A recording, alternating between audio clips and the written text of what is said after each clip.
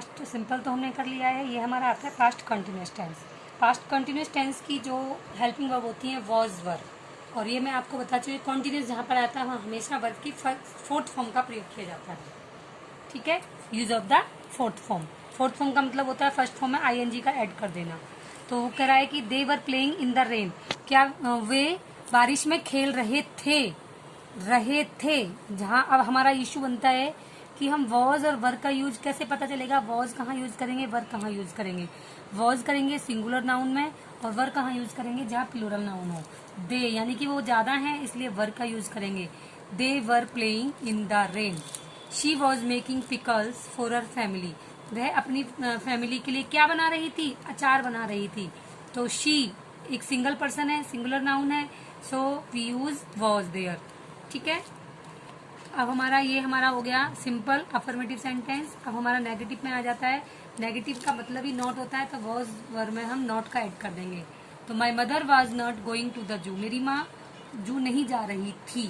तो नहीं जा रही थी singular person, my mother is a singular person, so we use was here. तो my mother was not going to the zoo. I was not going to school, मैं school नहीं जा रहा था। I is a singular person. और हमारा आता है इंटरोगेटिव। इंटरोगेटिव में भी हम वॉज वर, जो हमारी हेल्पिंग वर्ब होती है वो ही हेल्पिंग वर्ब को हम सब्जेक्ट से पहले यूज कर लेते हैं।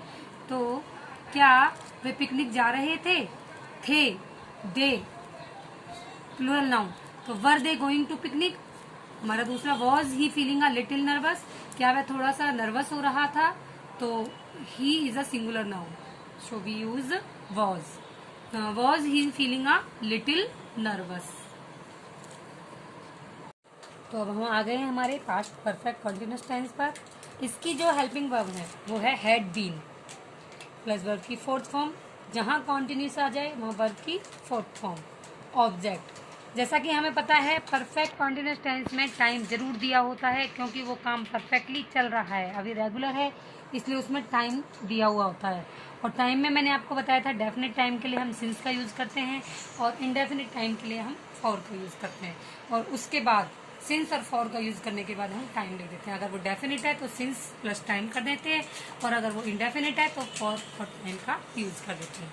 जैसे फॉर एग्जाम्पल मैं आपको बताऊंगी अफर्मेटिव सेंटेंसेज में, क्योंकि 3 टाइप्स जो होती हैं सभी टेंसेज में हम पढ़ रहे हैं, जैसे अफर्मेटिव, नेगेटिव और इंटरोगेटिव।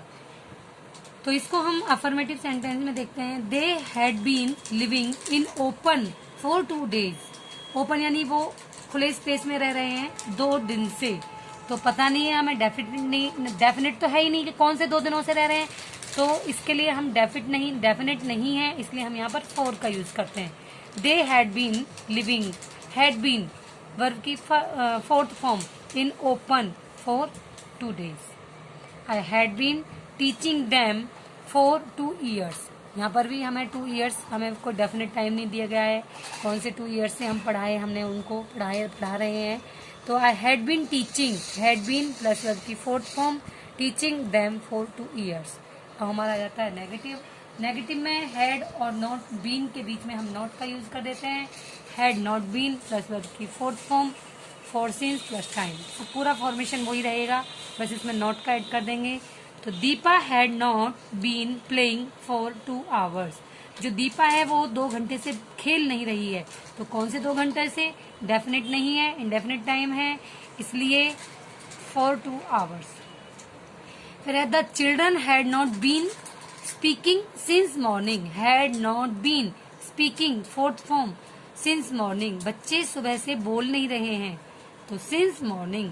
मॉर्निंग के साथ हमेशा सिंस आता है। यूं तो कहने को तो मॉर्निंग 4 बजे से शुरू हो जाती है और दोपहर तक यानी कि 11 बजे तक मॉर्निंग ही होती है, और भी 11:30 बजे तक मॉर्निंग ही होती है, लेकिन ये एक्सेप्शन है, मॉर्निंग के साथ हमेशा सिंस का ही यूज किया जाता है।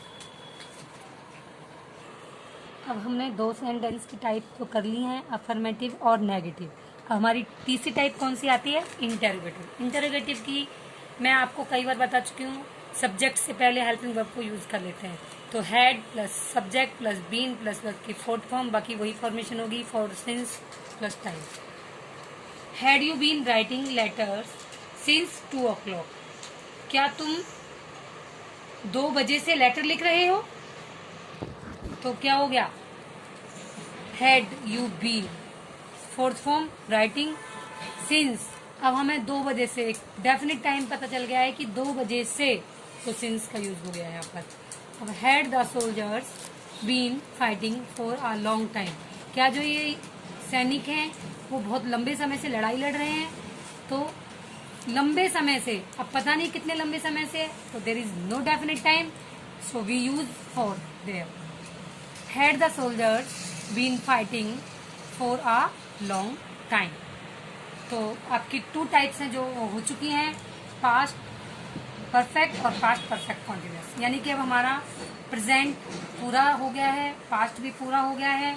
आप इन दोनों टेंसेस की पूरी टाइप्स को अच्छी तरीके से प्रैक्टिस कर लें। देखने में, मैं फिर से आपको ये बात रिपीट कर रही हूँ, देखने में आपको लग रहा है कि ये तो बहुत इजी है, इनका तो हम क्या रिपीट करेंगे, लेकिन देखने में ये इजी लग रहा है। पूरा टेंस, पूरा ही टेंस है, फॉर्मेशन भी वही है।